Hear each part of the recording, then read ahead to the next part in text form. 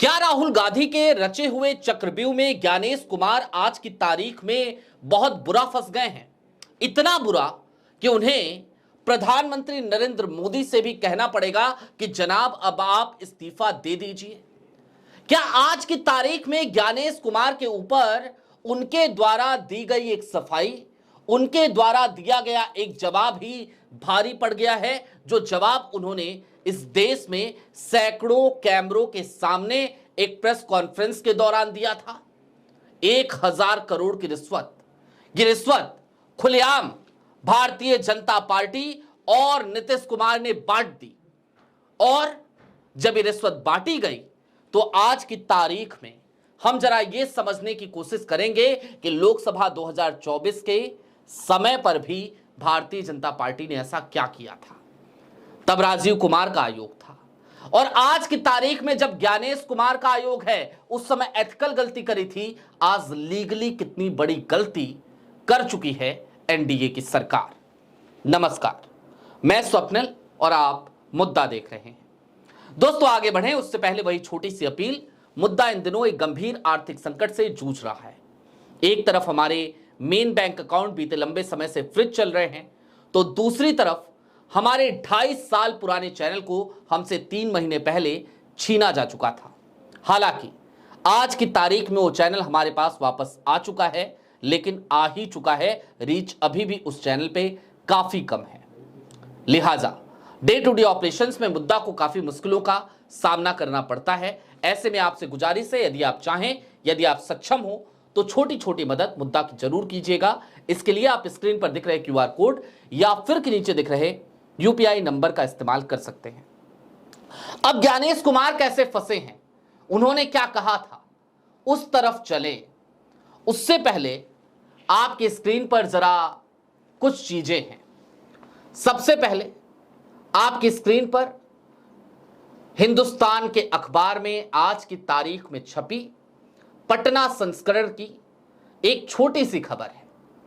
यूं तो अगर आज की तारीख में मीडिया जिंदा होती, आज की तारीख में यदि इस देश में पत्रकारिता जिंदा होती, तो इस देश के हर अखबार के पहले पन्ने पर, फ्रंट पेज पर खबर संभवतः इस हेडलाइन के साथ छपनी चाहिए थी कि बीच चुनाव आचार संहिता का उल्लंघन करते हुए एनडीए की सरकार ने, मोदी जी और नीतीश कुमार ने 1000 करोड़ की रिश्वत बांट दी।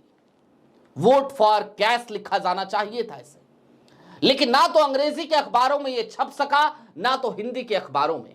यह घटना कल की तारीख में घटित हुई थी। अब तक बड़े अफसोस की बात है कि बड़े बड़े मीडिया चैनल्स भी इस पे खामोशी अख्तियार किए हुए हैं। वैसे भी आज की तारीख में सत्ता से सवाल पूछने की जिम्मेदारी हम जैसे पत्रकारों के कंधों पर ही तो है, जो उन तमाम चैनलों को छोड़कर आपके बीच में, आपके भरोसे संघर्ष करने उतर आए हैं। लिहाजा हम तो पूछेंगे। दोस्तों 1000 करोड़ रुपए 10 लाख महिलाओं को बांटे गए, कल की तारीख में भेजे गए, ट्रांसफर किए गए 10,000 रुपए। कुल रकम होती है 1000 करोड़ की। अब एक कंफ्यूजन की बात और भी होनी चाहिए आपके लिए। शुरुआती दिनों में जब इस योजना का ऐलान हुआ, मुख्यमंत्री स्वरोजगार योजना, मुख्यमंत्री महिला स्वरोजगार योजना, तो यह कहा गया कि बिहार की 1 करोड़ 21 लाख महिलाओं को यह रकम दी जाएगी 10,000 रुपए की, और उसके बाद उन्हें और भी अनुदान दिया जाएगा 2 लाख रुपए तक का। लेकिन वो तो चुनाव से पहले की बात है, चुनाव घोषित होने से पहले की। बांटे भी गई रकम जिस दिन चुनावों का ऐलान हुआ, चुनाव की तारीख का ऐलान हुआ, उस प्रेस कॉन्फ्रेंस से महज 1 घंटे पहले नीतीश कुमार ने उस समय एक किस्त जारी की थी। तब यह कहा गया था ये आखिरी किस्त जारी की जा रही है। लेकिन हतप्रभ हो जाएंगे आप सच्चाई सुनकर।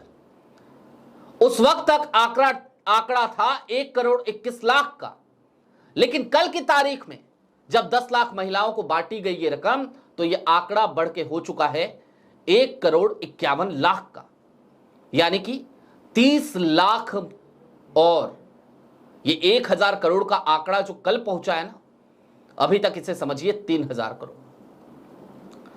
1,000 करोड़ की रिश्वत तो कल बांटी गई, 3,000 करोड़ की रिश्वत आचार संहिता लगने के बाद कब कब बांटी गई, इसका अभी जिक्र ही नहीं कर रहे, पता ही नहीं है।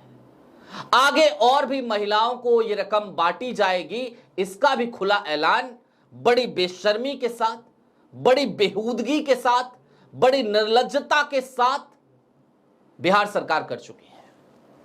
बिहार सरकार से जब कहा गया कि भाई आचार संहिता लागू है, ये मॉडल कोड ऑफ कंडक्ट के बीच में उसका उल्लंघन करते हुए आप रकम कैसे बांट रहे हैं, तो उन्होंने क्या कहा, उनका जवाब आया कि 6 सितंबर से पहले जिनका आवेदन आ चुका है हम रकम उन्हें ही दे रहे हैं। वाह भाई साहब, आवेदन चाहे जब भी आया हो, लेकिन रकम आप तब बांट रहे हैं जब चुनाव घोषित हो चुके हैं। यह लीगली गलत है। एथिकल गलती क्या की थी भारतीय जनता पार्टी में, उस तरफ भी अभी चलेंगे, लेकिन उससे पहले राहुल गांधी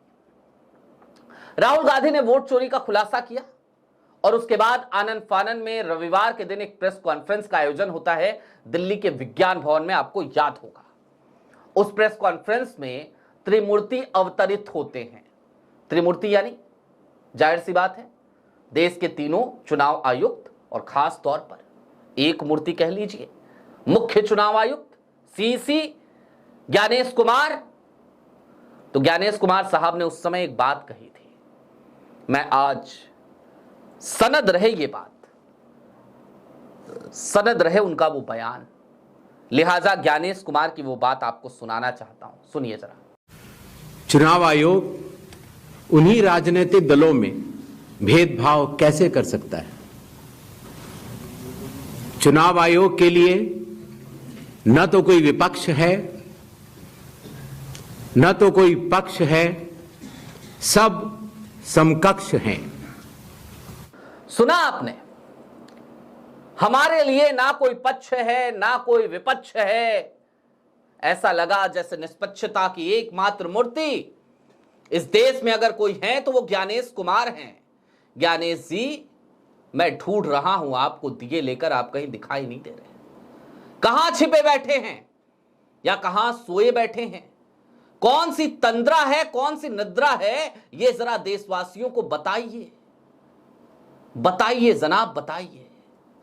आपने ही कहा था लेवल प्लेइंग फील्ड दिलाएंगे, आपने ही कहा था कि चुनाव आयोग पूरी निष्पक्षता के साथ चुनाव कराएगा, तो कहां हो रहा है निष्पक्षता के साथ चुनाव जनाब?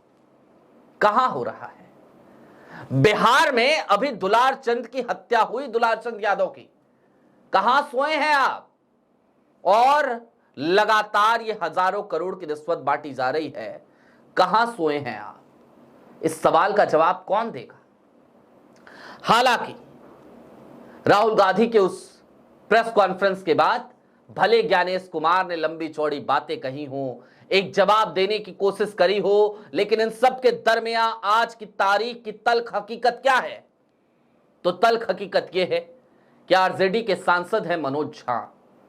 उन्होंने तो बकायदा चिट्ठी लिखी, चिट्ठी लिख के चुनाव आयोग से गुजारिश करी, कहा कि जनाब गलत हो रहा है आपके रहते, आप तो खुद को स्वयं से ही सर्टिफिकेट देते हैं, अपने मुंह मियां मिट्ठू बनते हैं, बताते हैं कि जनाब हम निष्पक्ष हैं, तो फिर कहां है वो निष्पक्षता? दिए लेकर ढूंढने से दिखाई तो नहीं दे रही, मिल तो नहीं रही वो निष्पक्षता। बता दीजिए जनाब, कहां हैं आप? अभी तक उस चिट्ठी का कोई जवाब चुनाव आयोग की तरफ से नहीं आया है। और सबसे ज्यादा हैरान करने वाली बात जानते हैं क्या है दोस्तों? सबसे ज्यादा हैरानकुन फैक्ट ये है, तथ्य ये है कि ये रकम आखिरी नहीं है। जी हां, बीच चुनाव ये जो रकम बांटी गई 1,000 करोड़ की, ये भी आखिरी नहीं है।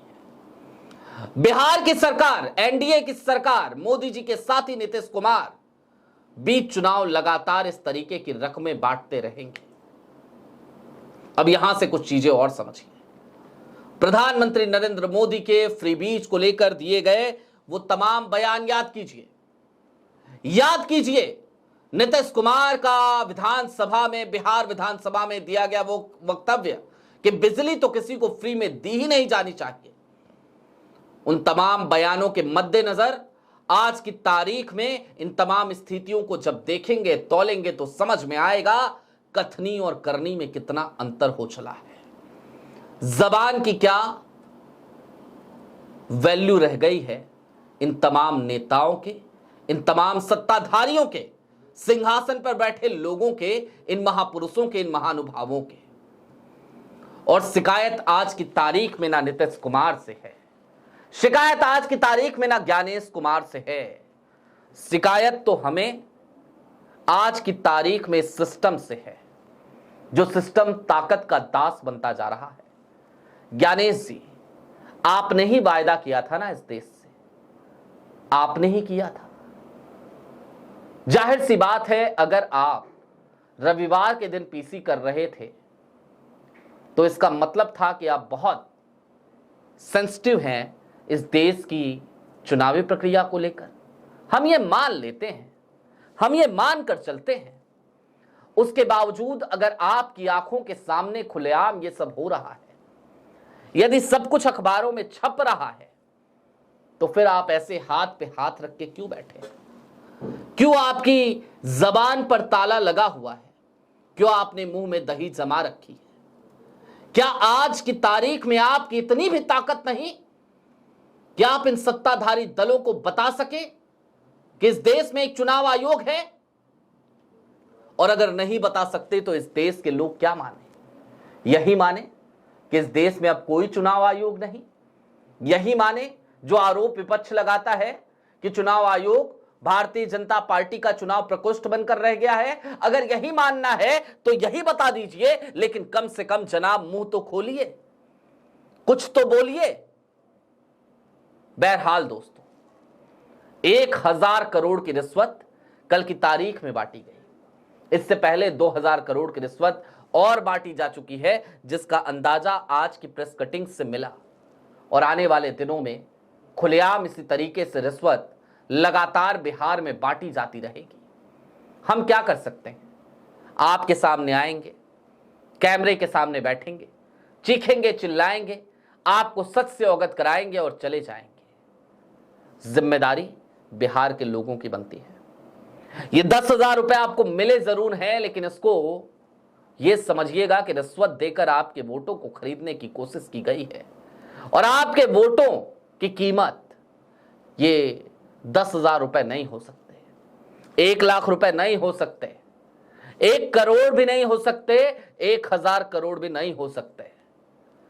आपके वोटों की कीमत है आपका मुस्तकबिल, आपके वोटों की कीमत है एक अच्छी शासन व्यवस्था, आपके वोटों की कीमत है अच्छी स्वास्थ्य सुविधा, आपके वोटों की कीमत है आपके अच्छो बच्चों की अच्छी पढ़ाई, आपके वोटों की कीमत है आपकी अगली पीढ़ी का भविष्य। यदि वो बेचना हो 10,000 रुपयों में तो फिर बेच देना, वरना आपकी मर्जी। मैं समझता हूं चाणक्य की धरती इतनी तो समझदार होगी, मगध के लोग इतने तो समझदार होंगे और हैं कि वो समझते हैं भली भांति बीच चुनाव ये सब कुछ क्यों हो रहा है।